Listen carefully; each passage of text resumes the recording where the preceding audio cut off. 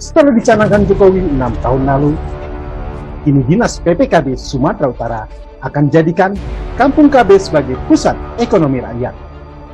Kampung KB yang dicanangkan Presiden Jokowi 6 tahun lalu kini mendapat sentuhan baru yang digagas Dr. Alwi Mujahid Hasibuan Menkes, Kepala Dinas PPKB Sumatera Utara. Hal itu terungkap dalam webinar nasional optimalisasi bonus demografi menggagas Gerakan Nasional Kampung KB Produktif yang digelar Alimbas TV Kamis 23 September 2021 lalu. Dalam webinar nasional yang diikuti tak kurang dari 644 orang dari berbagai daerah itu, Dr. Abidin Sasiregar mengungkapkan bahwa Kampung KB murni merupakan ide yang dicanangkan oleh Presiden Jokowi sekitar 6 tahun yang lalu. Karenanya, menurut ahli utama BKKBN, gagasan Dr. Alwi yang ingin menjadikan Kampung KB sebagai kampung produktif dan menjadi gerakan ekonomi nasional rakyat harus mendapat dukungan penuh. Bahkan Dr. Abidin Sasiregar dengan lugas meminta kepada pihak DPRD Sumatera Utara segera mengundang Gubernur Sumatera Utara terkait gagasan Kampung KB produktif sebagai bagian penting dari optimalisasi bonus demografi di Sumatera Utara. Ya. Kampung KB ini adalah idenya Pak Jokowi. Itu tercetus pada September 2015. Beliau sebagai presiden gelisah melihat perkembangan kemasyarakatan dan pembangunan yang cenderung melambat dan angka kemiskinan terus bertambah. Gitu ya. Sementara presiden ingin perbaikan, gitu ya. Tapi ada kondisi lain yang berubah sejak reformasi, yaitu meningkatnya total fertility rate dari semula di zamannya Bung Ghazali itu sudah sempat di angka 2,1, 1,9. Tapi setelah reformasi naik 2,6 dan selama 15 tahun bertahan. Maka solusinya adalah perubahan BKKBN dari badan koordinasi menjadi badan otonom sehingga memiliki polisi yang kuat ke bawah. Tapi ternyata itu tidak mempan dan tidak cukup. Nah, giliran Pak Jokowi jadi kepala pemerintahan, beliau melihat bahwa kecepatan pembangunan apabila tidak diimbangi dengan perbaikan kualitas keluarga Indonesia, maka pembangunan tidak akan berubah. Beban yang bertambah, devisa pembangunan tertarik ke bawah hanya untuk biaya konsumsi, begitu kan? Nah, oleh karena itu beliau memanggil kepala BKKBN dan para eselon 1 ke Istana Negara dan minta presentasi. Nah, beliau melihat bahwa poinnya itu, saya ingin kembali BKKBN itu seperti capaian yang dicapai oleh Pak Harto. Nah, itu keinginan beliau. Karena Pak Harto punya strategi 2 anak cukup, yang semula kita dulu di tahun 70 sebelumnya itu, keluarga Indonesia itu rata-rata punya anak 6 ke atas. Saya bersaudara sampai 11, Ghazali berapa, Alwi berapa, ayah ibu kita berapa, rame. Sekarang orang menyebut 3, 4, 5 sudah malu, tapi ada orang berani menyebut 6, 7, 8 sekarang ini, gitu. Itu salah satu menjadi penyebab tertarik mundurnya proses pembangunan ini. Kenapa? Karena biaya pembangunan kita digunakan untuk membeli, untuk import yang sangat banyak, sehingga tidak seimbang dengan keinginan kita dalam pembangunan.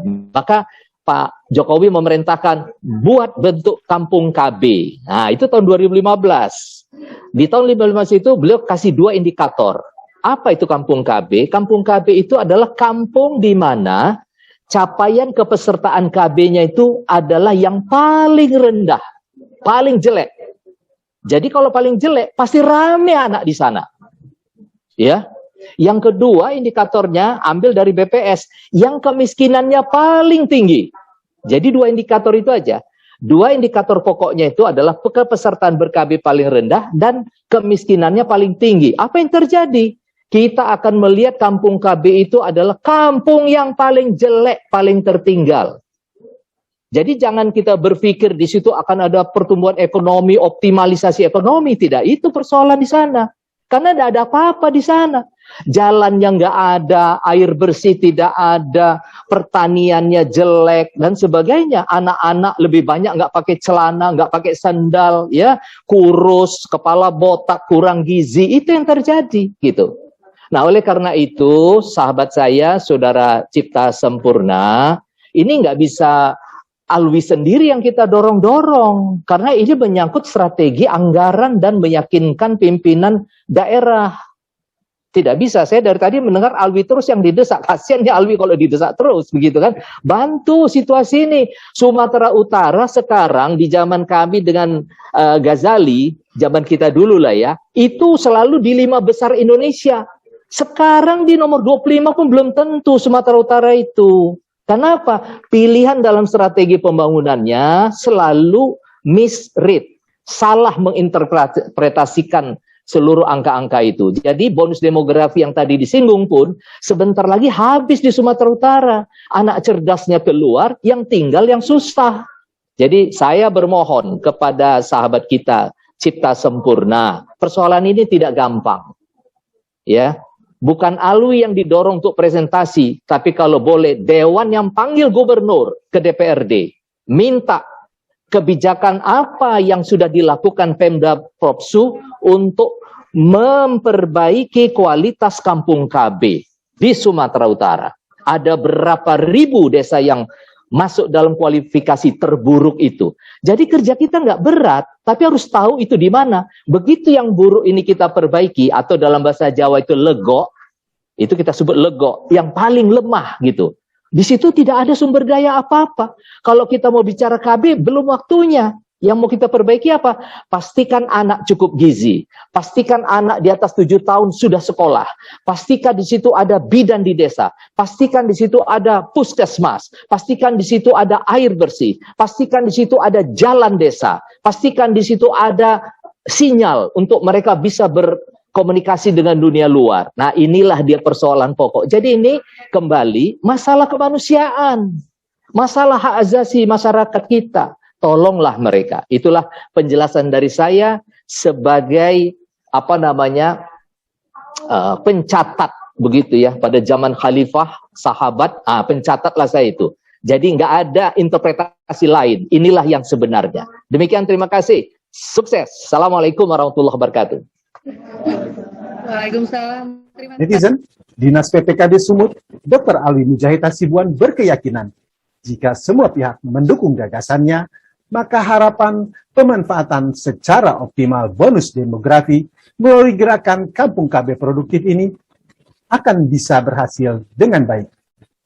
Berikut cuplikan suasana diskusi webinar nasional tersebut.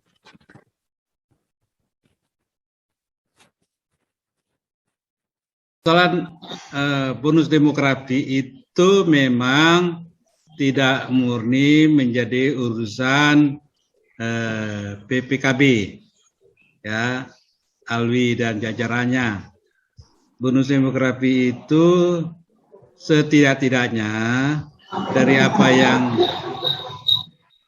saya sampaikan tadi, ada beberapa sektor yang paling kuat irisannya, ya, bukan berarti lain tidak terlibat. Yang lainnya tetap, tapi yang paling kuat irisannya itu adalah sektor kesehatan, sektor pendidikan, ya, dan sektor kesejahteraan. Kesejahteraan ini termasuk yang berkaitan dengan bantuan-bantuan sosial, ya, dinas sosial, kemudian sektor yang mensupport itu, ya, yang sifatnya misalnya tadi ada bantuan pertanian segala macam. Jadi memang nggak mungkin bisa kita garap semua sektor, tapi ada yang core-nya itu yang punya irisan yang sangat kental, yang sangat kuat, yang kalau ini bisa dilakukan, maka bonus demografi itu kita akan mendapatkannya, yaitu memberi dampak peningkatan lapangan pekerjaan tadi, ya, kemudian bisa meningkatkan skillnya, keterampilan, tentu ini melalui proses pendidikan, dan dia sehat. Ya, dengan demikian dia mampu untuk mendapatkan jaminan sosial yang nanti menjadi paket jaminan dia pada saat hari tua, maka dia tidak menjadi beban, maka dependent ratio-nya bisa memang kita kecilkan. Intinya di situ, soal Kampung KB itu kan salah satu bentuk model dari apa tadi helikopter view yang kita lihat, ya. Kalau Kampung KB ini berasal, ini juga imbasnya nih bisa kemana-mana, dia bisa menularkan kemana-mana, dia bisa jadi model yang bisa direplikasi direplikasi istilah saya itu kepada desa-desa yang lain ya dari berbagai aspek. Saya rasa itu saja poin penting dari saya. Terima kasih. Assalamualaikum warahmatullahi wabarakatuh. Waalaikumsalam ya Bang Alwi. Silakan Bang Alwi. Ya, terima kasih ya. Pertama tentu saya mengucapkan terima kasih pada kita semua, terutama yang mendukung ya. Ini nampaknya mendukung semua nih supaya pemanfaatan bonus demografi di Kampung KB sebagai pusat ekonomi rakyat ini bisa kita kembangkan. Kalau semua mendukung tentu ini insya Allah akan berhasil.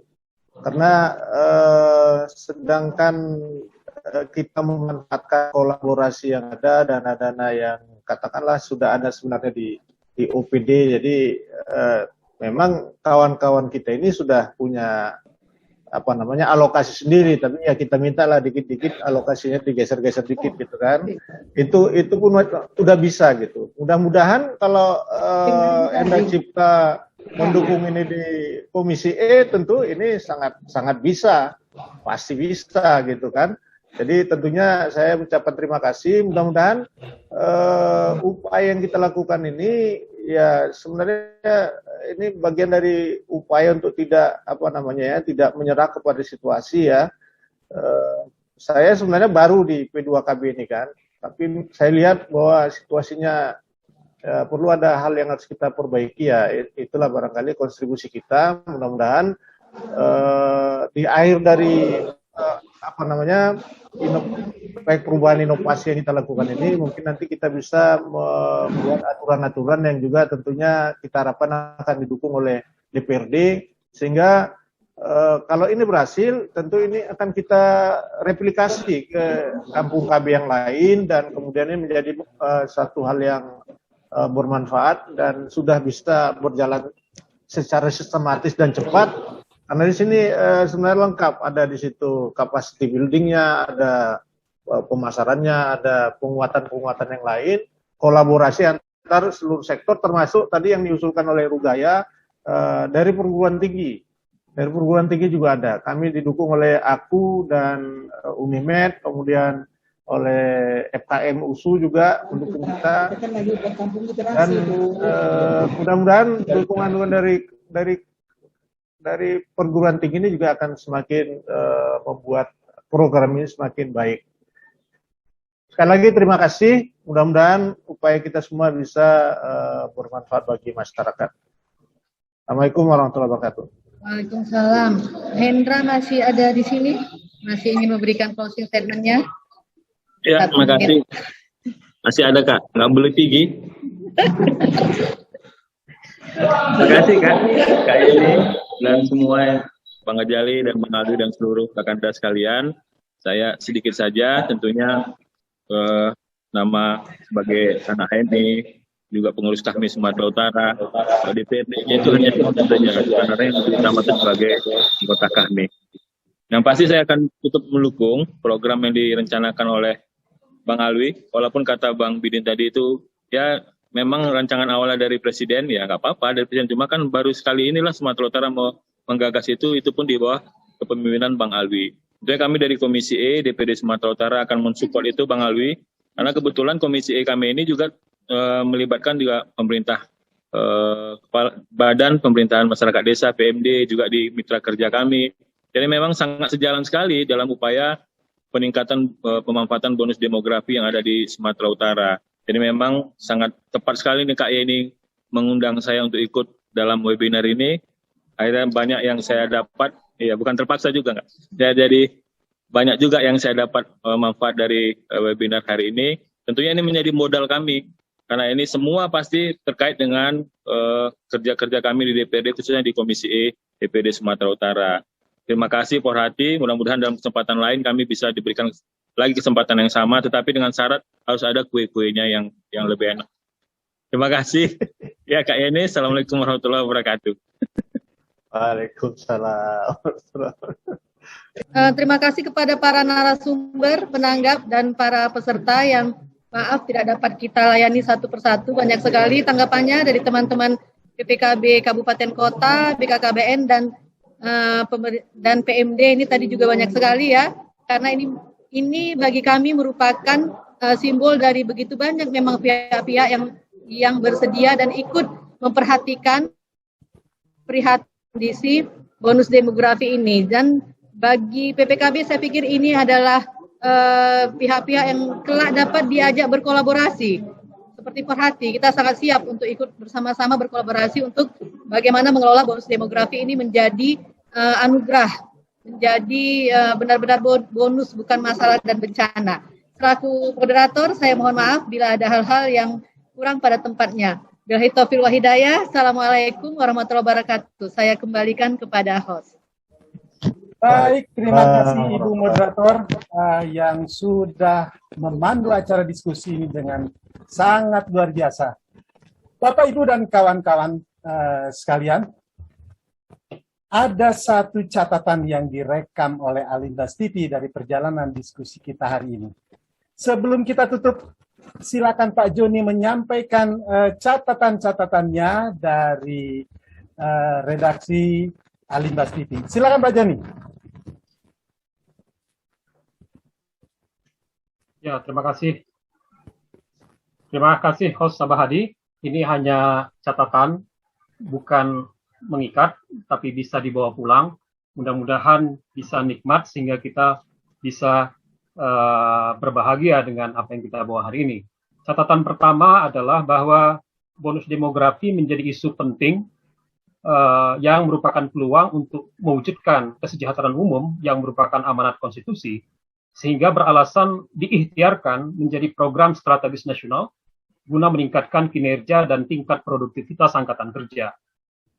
Bonus demografi yang kedua, yang datang hanya sekali bagi satu negara, mutlak harus dimenangkan sebagai sebuah gerakan nasional mengoptimalisasi produktivitas dengan menggerakkan segenap stakeholder, mulai dari hulu pembangunan manusia dan berefek lanjut kepada pembangunan ekonomi produktif dengan mengupayakan canangan kampung KB pusat ekonomi rakyat yang produktif dengan peta jalan ataupun rencana aksi daerah yang terukur, efektif, dan melibatkan partisipasi otentik dari masyarakat, sektor privat, profesional, dan lainnya.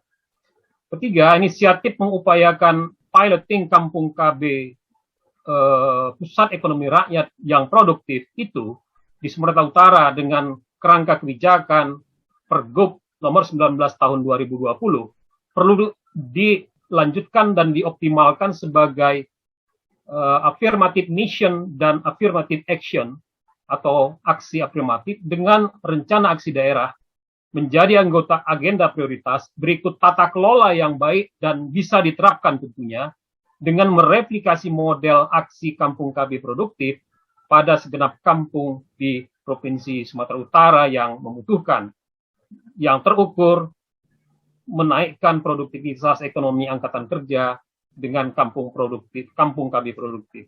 Yang keempat, optimalisasi kampung KB produktif sebagai aksi afirmatif dengan tata kelola rencana aksi menjadi satu tatanan yang link and match dengan segenap sektor dan aktor pelaku di daerah sebagai bentuk daripada public, private, and professional partnership yang terkait atau tagging dengan semua urusan konkuren wajib pemerintah dan pemerintah daerah dalam hal ini OPD, termasuk dengan menyediakan landasan kebijakan, pembiayaan, rencana aksi yang partisipatif dan berkelanjutan untuk memenangkan sejarah peluang bonus demografi yang hanya datang sekali dan mungkin tak akan terulang lagi.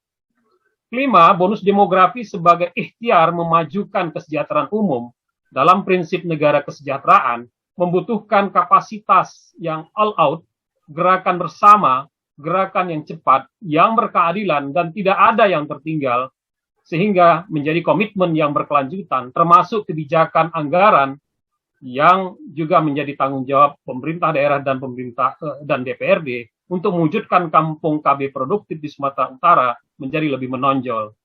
6. Kemajuan dan dalam menggerakkan kampung KB produktif perlu dilanjutkan lagi dan terkait pula dengan kerangka analisa pengurangan indeks kemiskinan. indeks angka stunting, perlindungan anak, dan pemberdayaan keluarga, termasuk pandemi COVID-19, sehingga Pemprov Sumatera Utara perlu bijak mengambil peluang dukungan dari kebijakan dan sumber anggaran yang ada pemerintah pusat dan kerjasama nasional bahkan pembangunan global. Ketujuh, terakhir, analisis dan aksi memenangkan bonus demografi dengan model aksi Kampung KB Pusat Ekonomi Rakyat yang produktif sesungguhnya menghendaki aksesibilitas kepada sumber daya produktif, sumber daya alam dan energi, permodalan, dan modal sosial masyarakat sipil itu sendiri. Billahi taufik wal hidayah. Wassalamualaikum warahmatullahi wabarakatuh. Bapak, Ibu, dan kawan-kawan semua, demikian tadi catatan kita dari Alimbas TV atas perjalanan diskusi yang kita lakukan hari ini. Terima kasih kepada Bang Ghazali, kepada Bang Alwi, Dr. Alwi, kemudian Adinda Hendra Cipta, dan khusus kepada moderator kita yang ciamik, Adinda Yeni Siregar. Bapak, Ibu, dan kawan-kawan sekalian, insya Allah berdasarkan konfirmasi dari Forhati Sumatera Utara, sertifikat akan disampaikan kepada seluruh peserta yang hadir melalui email yang sudah dicantumkan Bapak Ibu sekalian sebelum memasuki Zoom meeting ini. Saya Hadi Priyono, mohon maaf jika ada hal-hal yang kurang berkenan dalam penyelenggaraan ini, dan khusus untuk pembagian buku, kami punya rekaman siapa saja peserta yang aktif, termasuk tetap aktif menghidupkan kameranya selama perjalanan berlangsung, termasuk bagi yang aktif raise hand tapi tidak sempat untuk mendapatkan kesempatan bertanya, maupun kepada yang sudah bertanya dengan kualitas yang luar biasa. Insya Allah buku dari Pak Joni dan Pak Ghazali akan segera kami sampaikan dan akan kami konfirmasi melalui email. Terima kasih, sampai berjumpa dalam event-event lainnya dari Alimbas TV yang didedikasikan oleh warga alumni Alimbas untuk merdeka mencerahkan bangsa. Assalamualaikum warahmatullahi wabarakatuh.